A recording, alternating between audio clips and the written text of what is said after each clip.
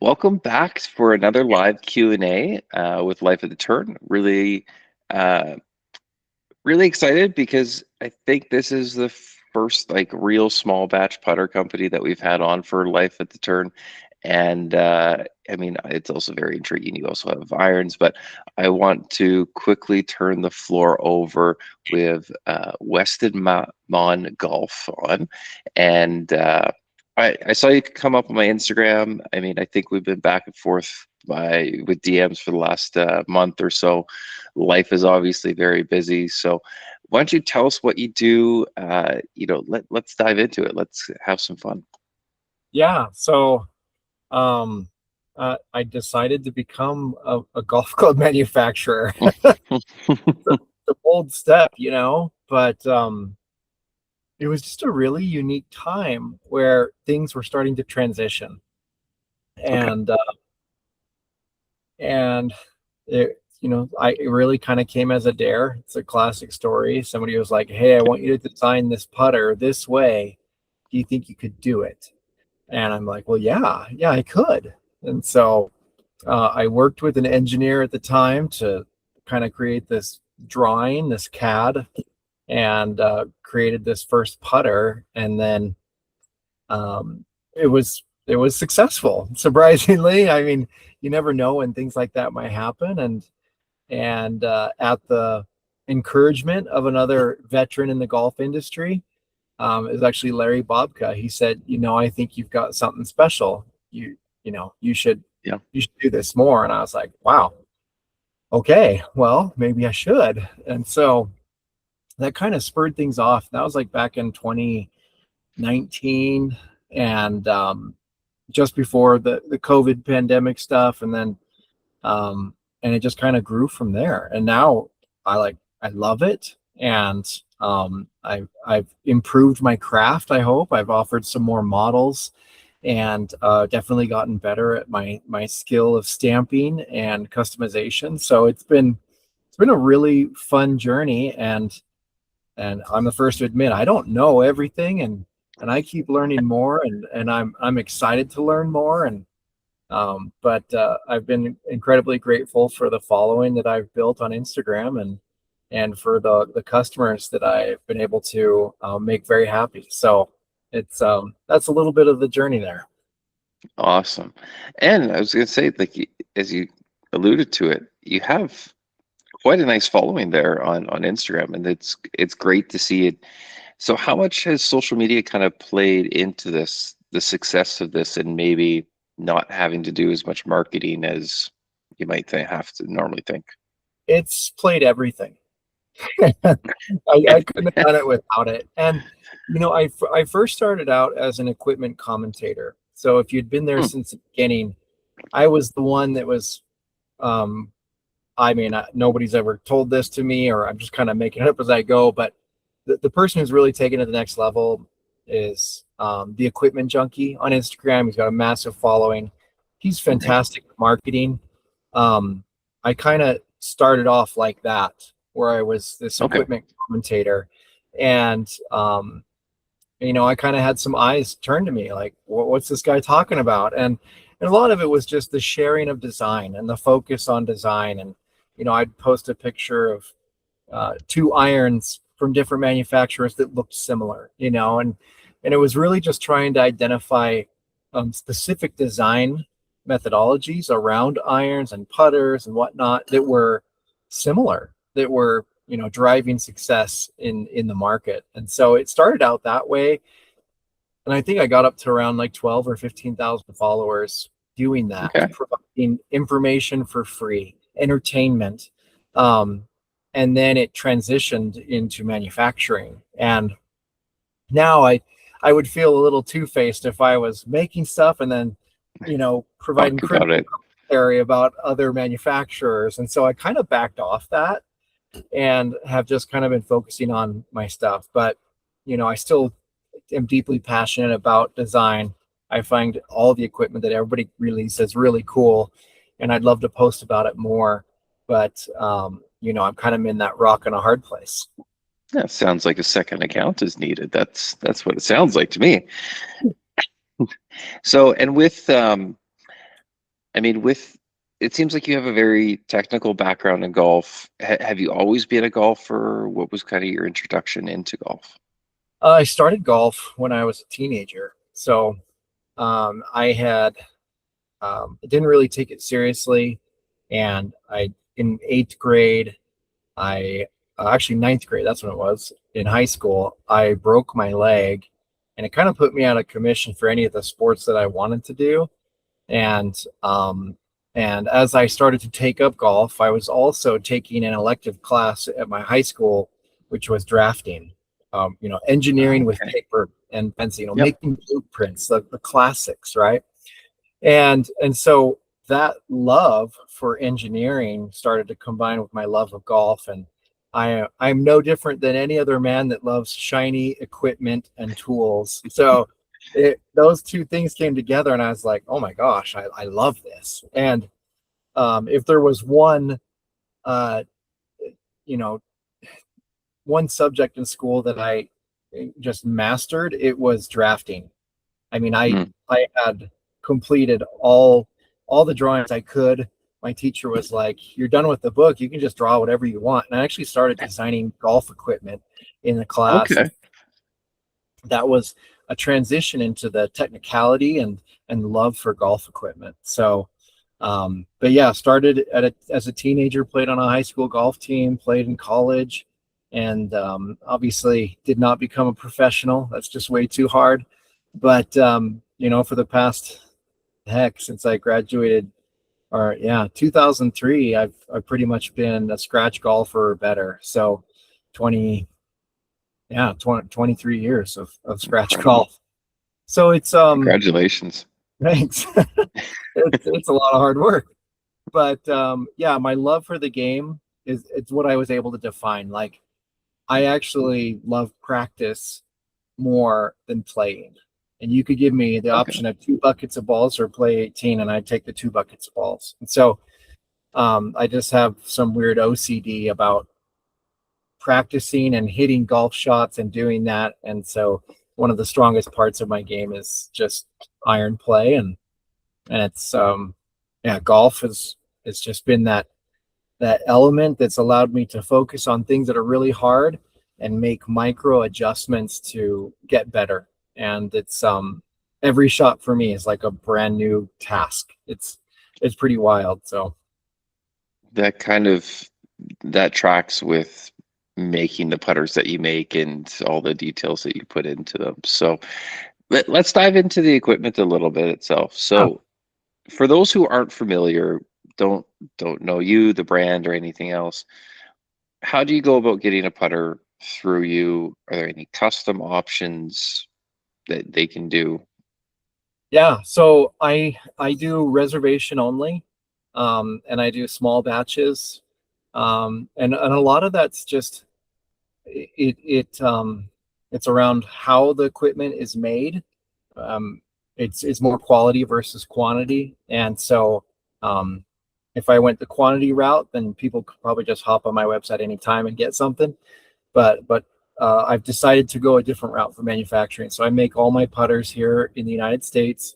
The CNC shop that I use is 35 minutes away from my house. I get to drive down there and see the product. I am not a machinist, sadly.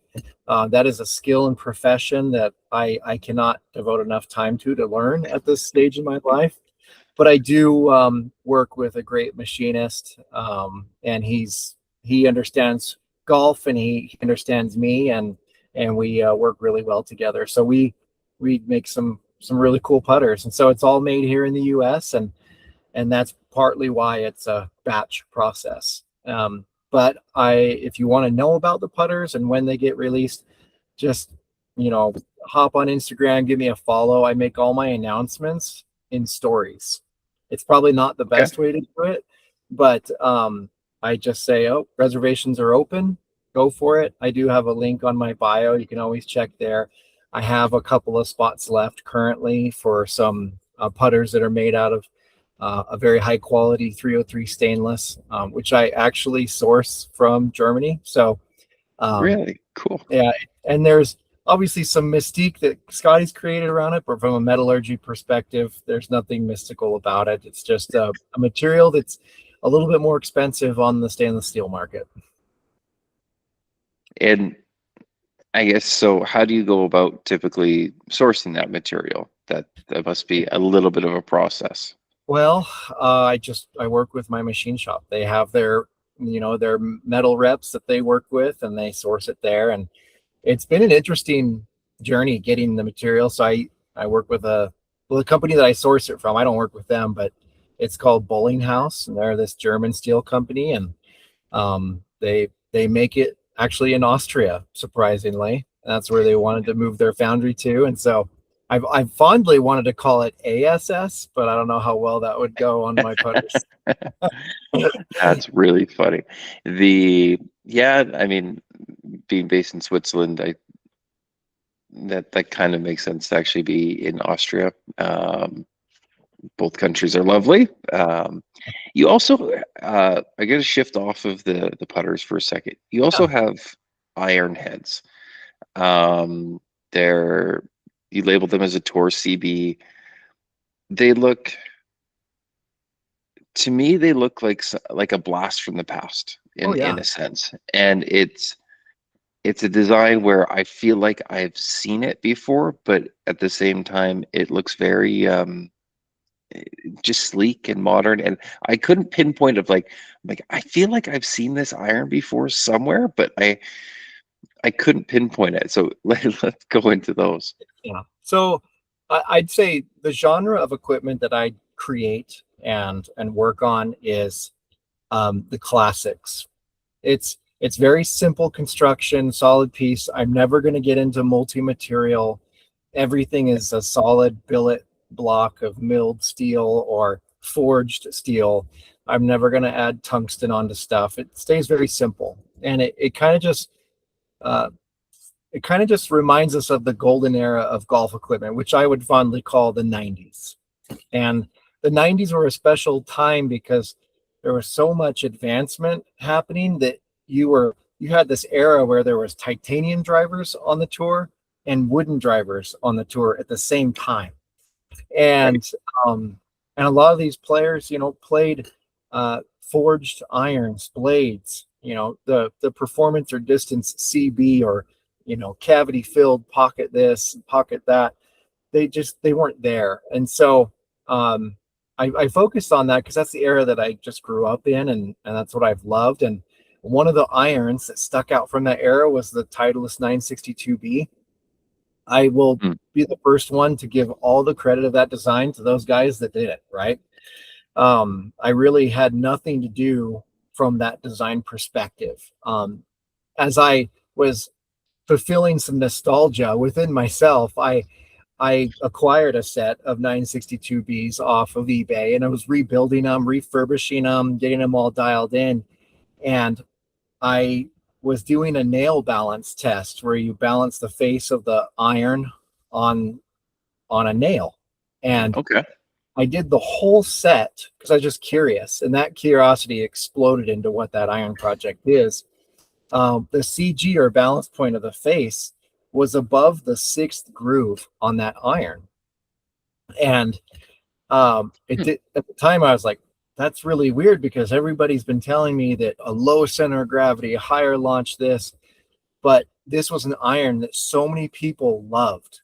And I went to Instagram. I was like, what if I actually redid this design, but I did it the way everybody has imagined that it would be done?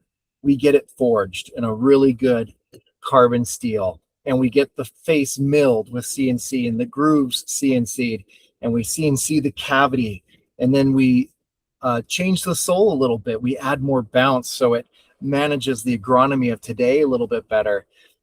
And everybody on Instagram was like, yes, yes, yes, you need to do this. And what was funny is, months earlier, I had a group chat on Instagram with some of my buddies, and we just sat and daydreamed like we should do this. We should make the 962B. We should get it forged.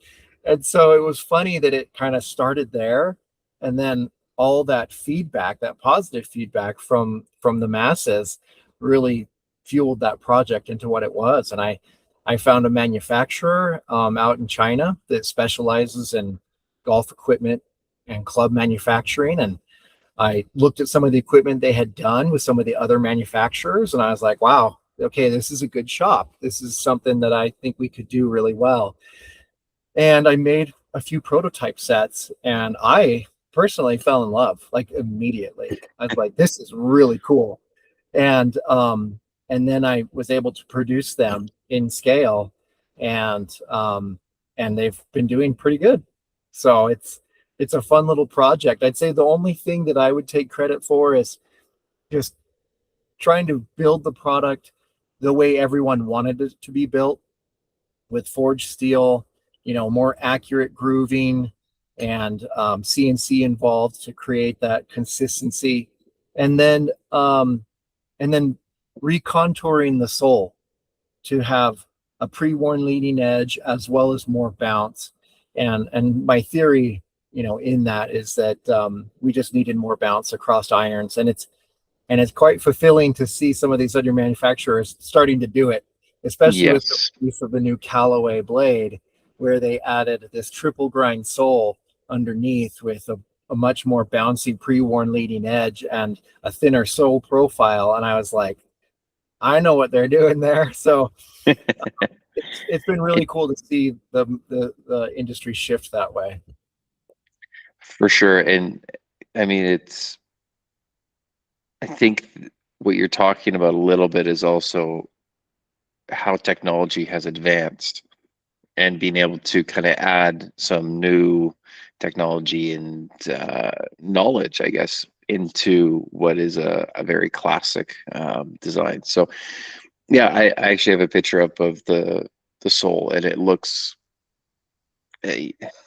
I'm a golf nerd. I love nerding out about that stuff, so I'm appreciative of that, and I think it's just a very cool project. So if they ever do come in left-handed, being a lefty, It's ho ho happening. ho ho, it's It's happening. happening. Okay, Yeah, and well I'll then. kind of peek behind the curtain of the process. So the company that I work with, um, we had to go through multiple forged moldings.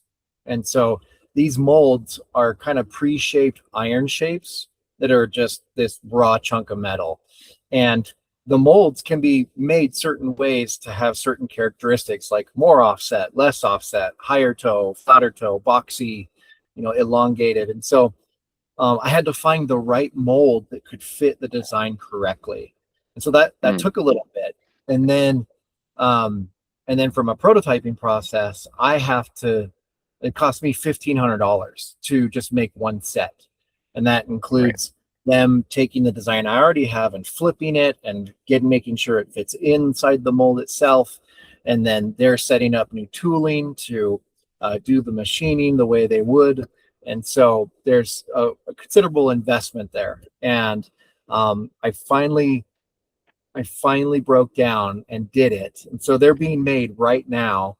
And I have a really good lefty golfer friend who played college golf here, and he's the perfect candidate to try out this set. And I think his feedback will be, um, very reputable. So I'm excited to get him in his hands. That's awesome. I mean, look, I've stated time and time again throughout these, whenever we've had anyone on, I don't expect any company brand to make left-handed gear. We are a smaller market.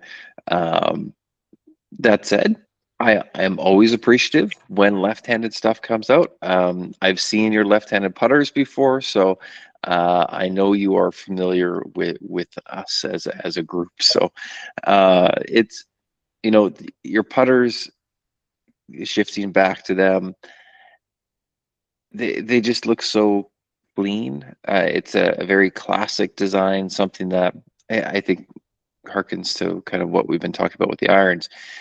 It looks familiar, but at the same time, I love your logo, the W with the three dots. It's kind of like a crown. It's just a very, in a land where golf logos can get very out there and be too much. It's a very clean, classic logo. So I guess with the putters itself, how much change do you have kind of reservation to reservation? Do you try and go through like a series, or is there any kind of pattern to the releases that you have? Yeah. So I do keep things a little bit more streamlined. So from a manufacturing perspective, if I can minimize change amongst the batch, then it allows me to drive costs down. Right. And so unfortunately, I do just offer my putters in a plumber's neck. And so that is one of the difficult things. I would love to offer that custom option, but my putter prices might jump up by like 40 to 50%. And so Mm, some people that might pay that, and that's fine, but if they are, then they have some great putter modifiers out there that can do neck swaps and create that dream for them. And I do work with some of those individuals out there in that capacity. And I always recommend that. But for me to keep the costs where they're at, I try not to vary too much from the core construction of it. So right. and I also believe in a single one piece milled putter when it comes to these pure blades. I could create a two-piece construction, but I think that first of all, it would drive down costs considerably because Mm, having a single piece, you and the way I designed it with the curves and everything, you need to have a 5-axis machine do it, okay. and Yep. and so that's just a little bit more expensive per hour. And if I went to a two-piece construction where I made the necks separate from the heads, I could probably do a 3-axis, which would be like half the cost from a machining perspective. And that would be awesome. But again, I don't feel like that represents the quality of the product that I want to provide. I want to do the single piece. I feel like that's worth it. But yeah, the cost of putter making easily gets cut in half the second you go to a two-piece construction, due to the complexity Interesting. of doing it. So I yeah, and there's a market for that too. Some people love welded necks, and I think that's awesome. I'm never going to learn how to weld. It's just not my thing. Not easy. It's I've done it in the past. It's not easy. So that yeah, so from a putter perspective, that stays relatively the same. But when it comes to the canvas of the putter, I leave that entirely up to the buyer. I Hmm, They want to stamp on the neck their dog's name, go for it. They want to put their wife's name or their kid's name on the bumpers, all for it. I only require one logo on the sole where it's just my milled WM circle logo.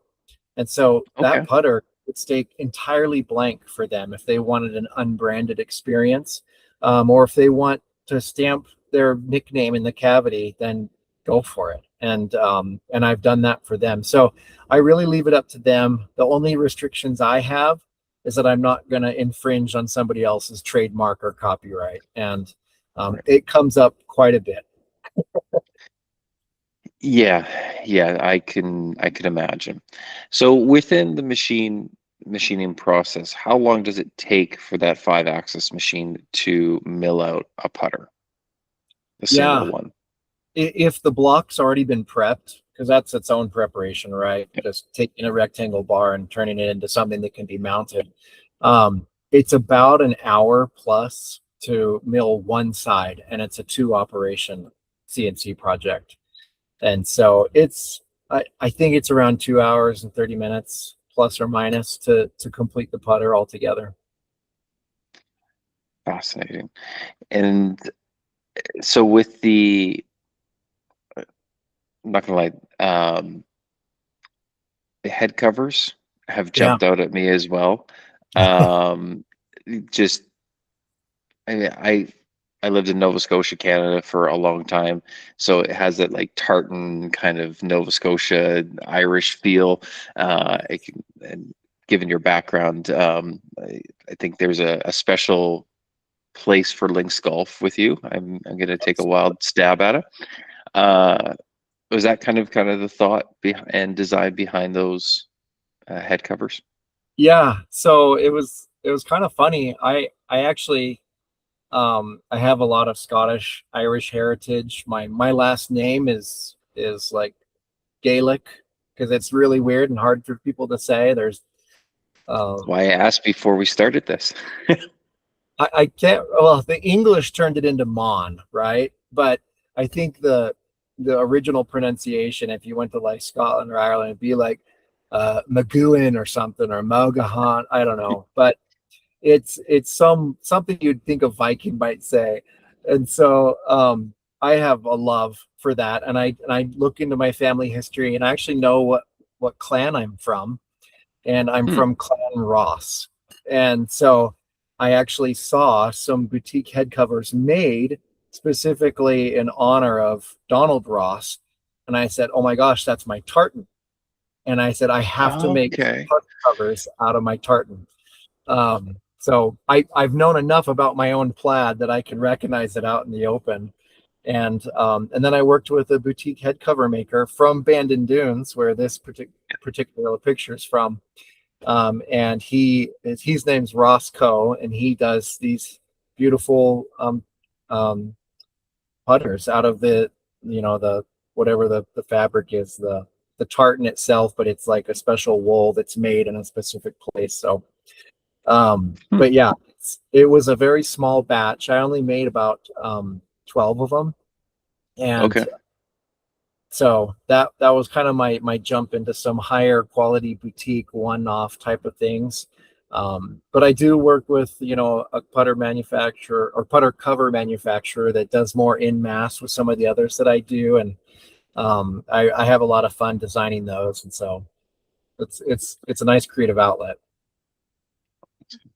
And one more thing with kind of the releases, are they somewhat scheduled, or is it pure on demand, I should say? I I try to I try to do the best I can to get the product out as fast as I can, and without sacrificing quality. And so I do a batch, I complete it, and then I start another batch. And That makes um, sense. I my batches max out at like 55 putters, Okay. and the last one kind of killed me. And so I've pulled back, and now my next batch is only going to be about 40 putters. So and that's just around me having time and the ability to get the product out to people in timely manner. Because even though I have a lot of pride in my product, um, I want to have an equal amount of pride in that customer experience to where they're getting the product as fast as they can. And sadly, I had some significant hiccups in the last batch that gave me nightmares, and Hmm. I just had to tone it down to refine some of my processes so that I could go back up to that scale. That's complete. And so you're full time in this now? No, no, it's a side No, gig. it's still a side gig. Yeah, There you uh, go.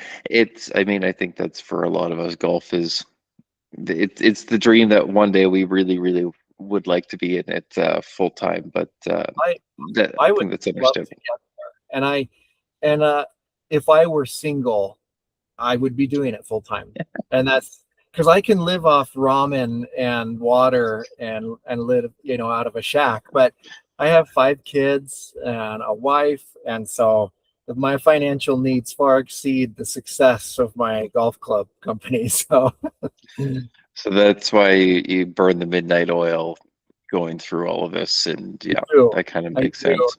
Not that anybody keeps track of when I post, but most of the stuff I post is like after 10 p.m. My time, which is for most people really late at night, and I often stay up till 1 a.m. or 2 a.m. working on putters.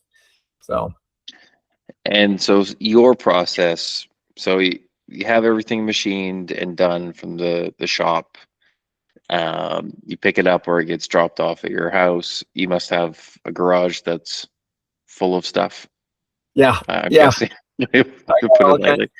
lightly. It's pretty compact, but this year I expanded into, one of those plastic sheds you can buy on Amazon for like $800, but it gave me some extra square footage to Mm. put a massive like 70 or 80 gallon air compressor, and now I have a blasting box. So Okay. I can now prep putters for finishing at home, which has incredibly sped up my process. But a lot of that had to do with me actually rewiring from my breaker box, wires through my home to this shed and putting electricity in there. And that's a task of itself. So, using AI and my dad, who had some electrician experience, we got it working perfectly. And so There you go. that's an element that did expand. So I do a lot of that blasting and prep now. And then I've had to bring all of my finishing process in house. I used to have a professional finisher. They would do Mm. like nickel plating and black oxide and whatnot. They closed this year, and so I had to stop doing nickel plating, and now I bring all the black oxide, brown oxide, and rust style finishes in house, and then any torching I do at home. So pretty much everything is now in my garage. Really cool. And with that process, I mean, of course, the focus is around, I would say, the design and the custom aspects that you can do within the head. Uh, I'm guessing you're pretty competent with club building overall. And when you're ordering, so, Getting better. uh, getting better. It's a learning experience for all of us. Um, Shafts, grips, is it a custom grip that you have? Can the customer kind of pick and choose what they would like? What does that look like? Yeah, I have a really great grip right now that I was able to buy, and it was like the end of a batch of Hmm. Lambkin Tour pistol grips that never made it to market, and they're a fantastic grip. People that have used them are like, "Wow, this is really nice." You can't get them anywhere. I think they were only like tour issue, and so some people just hit me up for the grips. But I have those, and I'm going to run out one day. But I use those for most of my putters, unless it's some of my higher end stuff that I release. Then I let the person choose whatever grip they want. They want to put a super stroke on there, go for it. I totally bend to whatever they want. Right. That makes sense. I mean, it's funny. We had a call with Lambkin like probably uh 3, 4 months before they sold off, and some of the grips that they were going to come out with that next year were just awe-inspiring, and of course they never made it, and it was heartbreaking.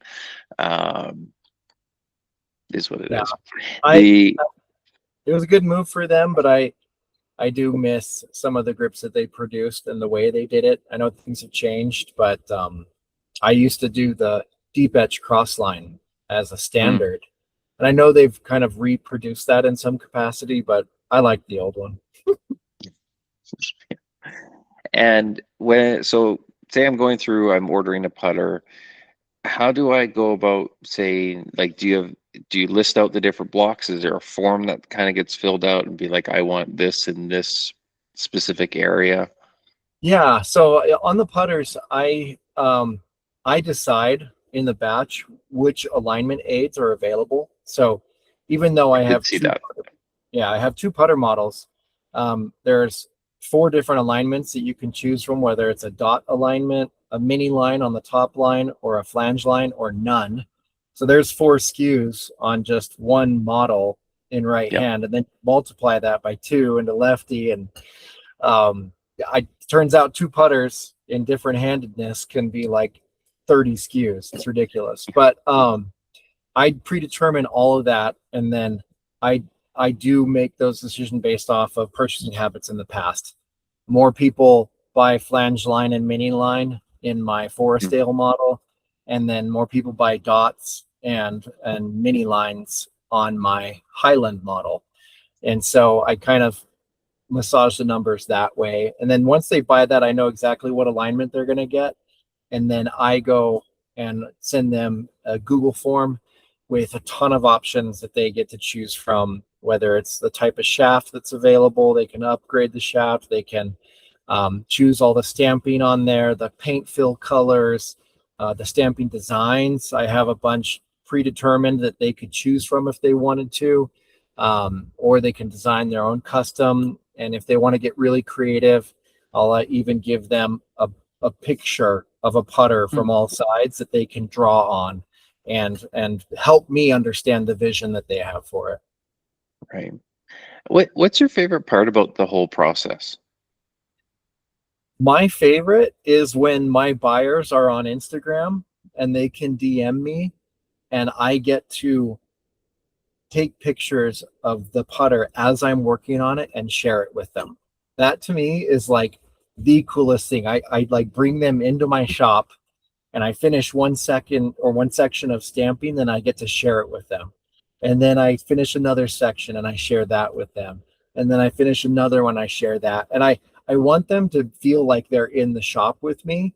And that to me is the coolest experience. I don't know if it's for everyone, but I love to have that back and forth as I'm working on it so they can see things start to come to the vision that they thought they had provided in their custom order. So That's really cool. I think it's such a fascinating process. Like I've done a lot, I do most of my own club building, and I haven't gotten to stamping or anything like that. But it's, I mean, that personalization aspect to it, it's just, it adds so much to when you're actually playing the clubs and you're going through it, because it's like you had that time and effort and thought process into the design. And I think that's where a lot of the small batch and these really custom putters, you spend a lot more time looking at a putter than you do an iron or a driver or whatever else it is. So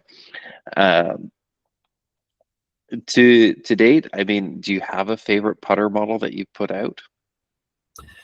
um yeah, yeah. Um I actually like Not a them whole lot of all. hesitancy. It's like dad and you ask him who's your favorite child. Uh, I personally, the first putter that I designed, the Highland putter, um, that one has managed to stay in my bag the longest. Okay. And from a personal use perspective, like I just putt better with it, and that's the way it's going to be. But I love working on the Forestdale. I think that one's the more classic answer style with the bigger rounded bumpers, and that one to me is just such a fun putter to work on and stamp, and um, I love that one. And then the putter that I did with Power Built, the more blade Mm. style, that's a fun putter, and I'm really excited to get more of those blanks in so that I can offer that as a customization as well. Um, and that one was special to me because I taught myself CAD to design that, and that was the first Okay. putter that I designed from the ground up. And so that kind of has a special place in my heart. And I wanted to capture the essence of an old style blade, but with my vision of aesthetic and balance in the design. And is there, I would say, a most difficult part through the process that you would say? Is it the one thing that one part of club building, I guess, the chain torching, anything like that, that's something that is beyond my expertise, and I can only imagine the challenges that come with that, those sorts of finish options, I should say. There are some finishes that are ridiculous, and I don't know why I do them, but I do. One of them is a rust bucket finish, and the rust bucket finish is a concoction of vinegar and salt and hydrogen peroxide, and I heat the putter up to probably around 150 to 200 degrees. And then I apply the rust bucket finish to immediately cause that chemical reaction of oxidation. And then I do it over and over and over again. The first run looks horrible. It looks like you left it out in the rain.